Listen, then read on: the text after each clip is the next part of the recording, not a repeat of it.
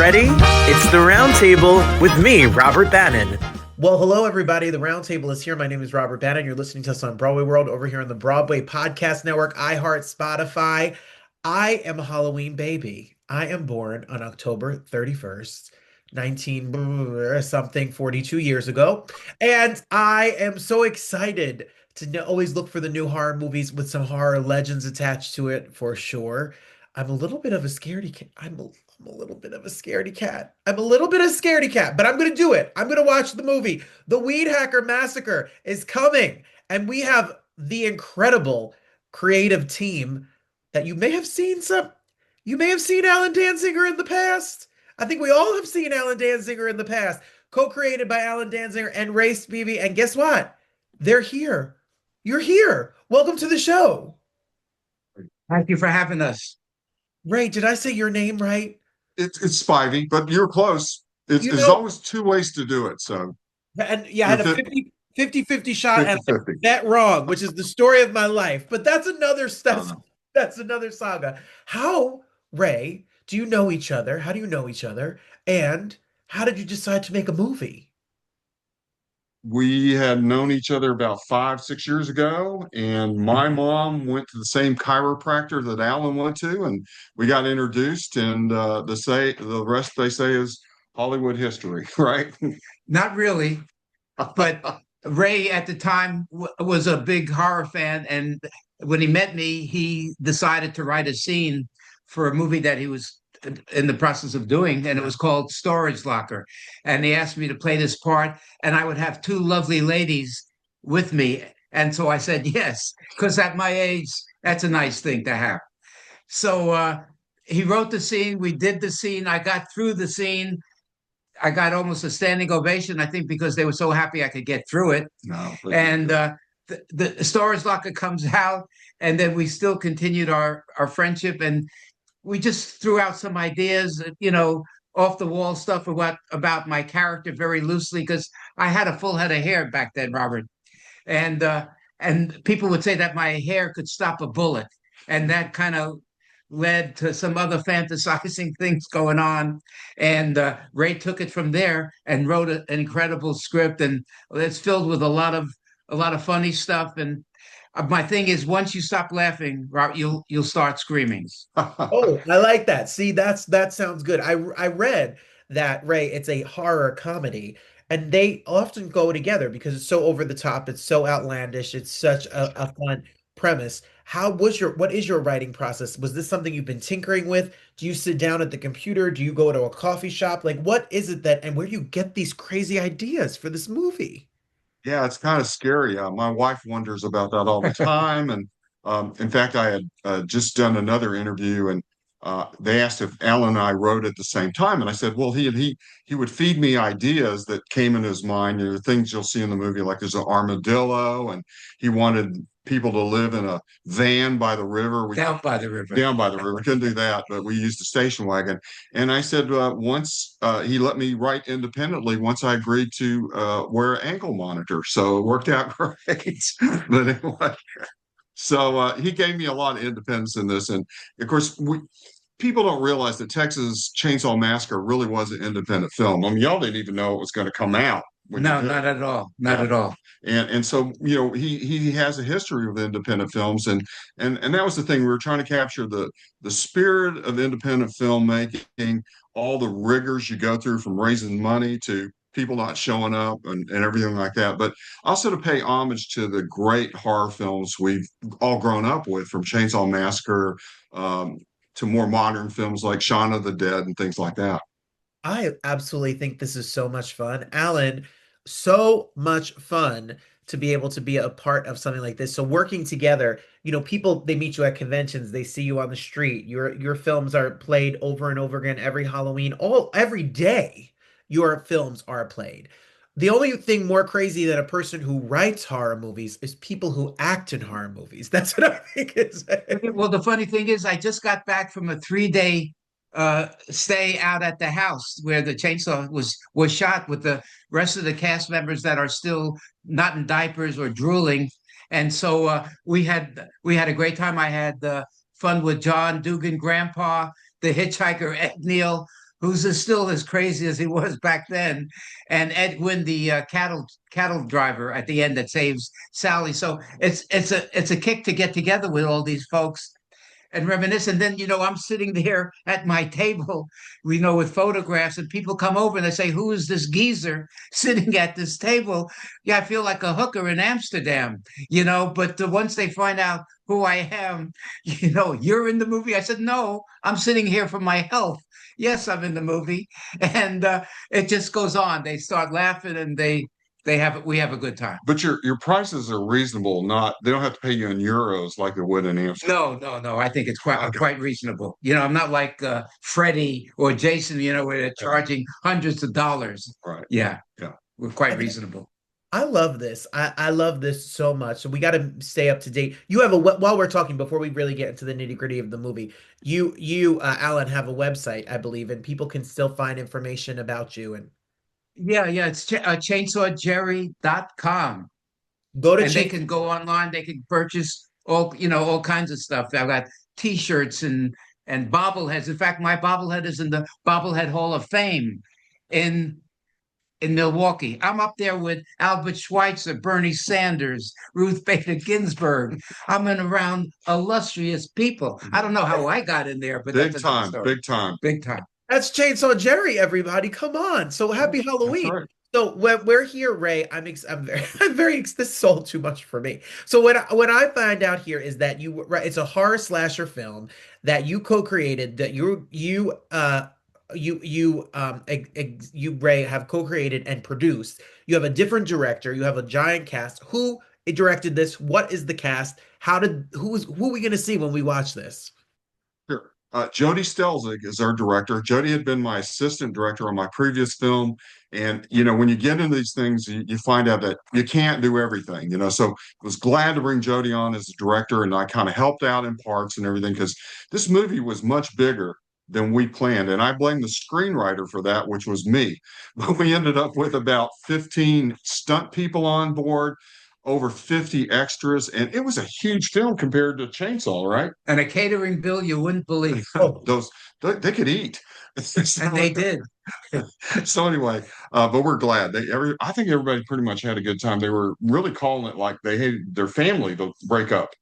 Yeah, I mean, I think that some of them were in tears when they had to leave. They had such a good time. Yeah. And even though some of it was at night, it got cold, Right. but everybody was a trooper. These were some terrific young people. Terrific young people. And you could tell they all just really enjoyed being around each other, especially within the groups. Like we had it's a movie within a movie, and so you had like that director, the assistant director, and the cameraman, and they were like best friends. In fact, we had trouble like telling them to like quit cutting up. We gotta get you in on this. But anyway, it was amazing experience. The actors really helped shape the film as well because I was writing to their strengths and what they could do, which really was pretty easy to do, and it really helped them kind of help develop their own characters in a way.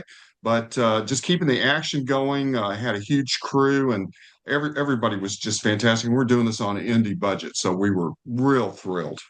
Pretty exciting stuff. Really exciting stuff. Alan, it says here when you read the press release, you have not done a horror film in a moment. Like you have not even, this is a return to acting and a return to horror, really, for you. I was basically a one-hit wonder, and Ray rescued me off of the heap of whatever happened to. I mean, truthfully, though, this has been like a renaissance for me in that I have Cannibal Comedian. I do the voiceover for that. That's out. My Dinner with Leatherface, which is a documentary. I'm in that. And I'm in what else am I in? Another documentary, Chain Reactions, which is of segments of different directors. I think Patton Oswalt, several others, how this movie changed their lives, influenced them, and whatnot. It's an excellent, documentary. So my dream, Robert, is to become the Colonel Sanders of horror. I think that dream is still alive. I think it is alive. It's alive and kicking, original and extra crispy, right here with Alan. Awesome. Ray, for you, I was sitting here thinking about this film, and I'm assuming it's got to do with a weed hacker, meaning Yes. It's something that cuts grass, correct? And other things, but you're right. I'd said in the beginning of this, my birthday is Halloween. And my brother, I moved to Detroit from New Jersey. Okay. So my brother asked me what I wanted for my birthday, and I got a weed whacker. And it came yesterday. Now, when I see this movie, I just would like anyone to know that if you hear any crazy massacre stories in Detroit, just because I got a weed, just because I got, doesn't mean it's me. It blame No. Ray, blame Ray's brain and Oh, Allen's okay. brain for this idea of what you could do with a weed hacker. I got you. So Yeah. all the injury attorneys out there are paying attention. Their numbers are posted, right? No, Kidding. no. But What but do you, go ahead. I'm actually going to a Halloween party wearing a costume like that. But I have a little toy weed hacker that has the motor sound and everything. And so Perfect. I expect them to run the battery down. But I'll get with you afterwards on how to get you one. Okay, done. I love that. So tell me, what is the film about, Ray? How do you describe it? Right. Well, as I said, it's kind of an homage to indie filmmaking. And so what happens in this little town in Texas, which is as backwards as they come, Red Eye, Texas, and Alan helped develop this theme. It's the illegal weed capital of Texas, kind of against the law. And so a family there has been running this trade business for a long time, but these people decide to come in, a small film company, to make a movie on the exact site where horrible murders happened 10 years ago. So the movie is about independent filmmaking in a way, the rigors of what goes on, as I mentioned before. But in the story, we're in a little backwards town called Red Eye, Texas. And Red Eye happens to be the illegal weed capital of Texas. Alan kind of pushed that idea. So you got weed of garden tools and weed of the other kind. And so anyway, about 10 years ago, some horrible murders happened there. And now here we are a decade later, and this film crew decides they're going to come and make a horror movie about what happened on the same site where the murders happened. So all sorts of plagues hit them, including maybe the original murderer who was never caught. So a lot of fun and laughter and things happen. Twists and turns. Shenanigans. Yeah, twists and turns. Twists and turns. Yeah. Twists and turns and shenanigans galore. I mean, you have murder, horror, weed, like in the ground, weed, like weed. All of the fun. What could go wrong is what I would say. Right. What Exactly. could happen? What can But happen? what'll set this ship aright is the sheriff shows up. Show him your shirt. Let's see if we can get that. Come on. Sheriff dancing shoes. They- Got him. So Sheriff Dancing Shoes returns after 10 years. What had happened to him? Was he let go or something like that? Something. They don't like Yankees down there.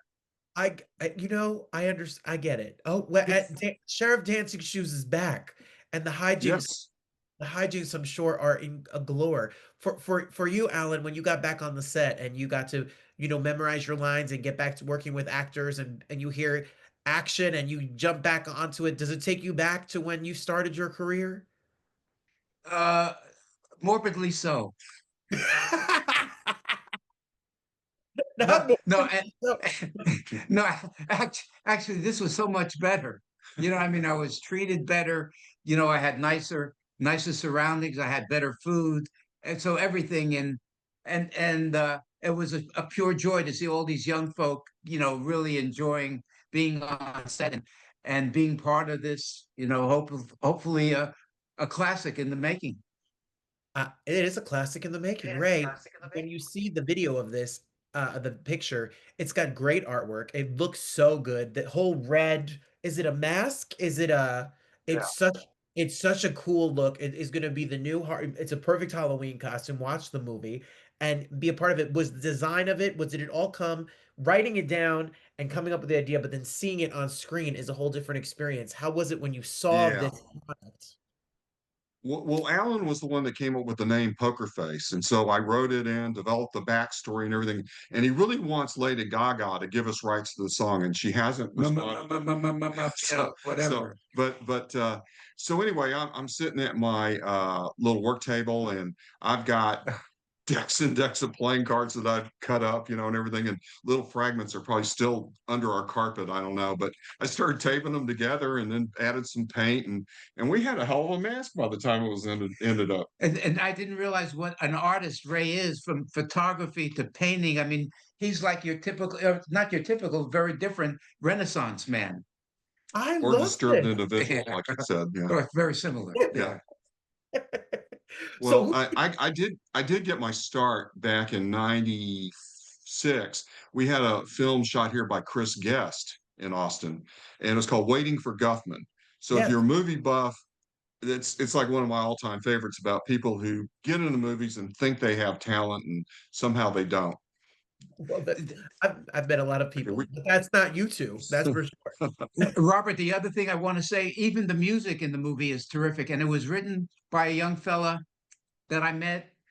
He was runner-up on The Voice, Britton Buchanan. And Oh, he yeah. was also a horror buff. And he Yeah. got in touch with me to do a podcast. And we became good friends. And when we were doing the movie, we asked him if he could write some songs. And these are killer songs. The legend, of WeedHacker Willie. and Hammer to the Head, Yeah. brings back awful memories. But anyway, the songs are great. And this guy is terrific. He's a young guy, and a lot of the movie is improved because of his music. You got to watch it, everybody. It's mandatory watching. This is the week. This is it. This is the moment to check it out. This is the time to check it out. It's already out and about. It was out last week, so people are already giving feedback, telling you how much they love it. Go to weedhackermovie.com for more information, or you can get it. I think it's streaming on it's on Tubi. It's on Amazon. It's Really? Yeah, you can see it for free during Halloween. it's Show it free. during your party on your birthday. My birthday, I have no plans on my dad is in town from New Oh, Jersey. We're going to be yeah. sitting here bored. He doesn't want to talk to my husband. What are we going to talk about? Put on, and he's a landscaper. And he's a landscaper. Well, yeah. All right. If we only got about a few more days, but let's see if we can get a toy weed hacker sent to you for your party. Okay. I would be so excited. I'm so excited to talk to you both. Ray, Allen, is there more plans? We're going to have more movies. Is there more horror films that you got up your sleeve? Has this started a new trend for you both? I hope so. We hope so. Well, at the end of the film, we have a little teaser in there, and it goes to black, and there's a screen in there to stay tuned next Halloween for the Weed Hacker Massacre 2. And so there's a hint. There's a hint that it's going to court. So we might start in the courtroom. It's not over. It's not over yet. It's not over yet. Allen, even if the fat lady sings, it's still not over. Allen Danziger and Ray. I'm gonna get it wrong. Spivey. Spivey. You had it right. Spivey. You say potato, we say potato. You say tomato, I say tomato. Let's call the whole thing off, Allen. That's right. And if you can't say Danziger, dancing shoes. Sheriff I'll answer to a lot of things. You can call me Jerry. You can call me Sheriff Dancing Shoes. Just don't call me late for supper.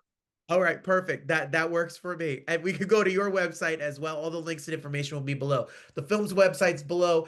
Allen's website's below. All the information about the film and where to find it is all going to be below us. Happy Halloween, everybody. Enjoy it. Be safe. And watch this new horror classic that you got to see. You'll be chuckling, you'll be laughing, you'll be screaming all at the same time. The WeedHacker Massacre is out right now, so make sure you check it out. Ray and Allen, thank you so much for being here. Happy Halloween. Thank you. It's been fun. Happy birthday to you, our friend. Thank you. Take care.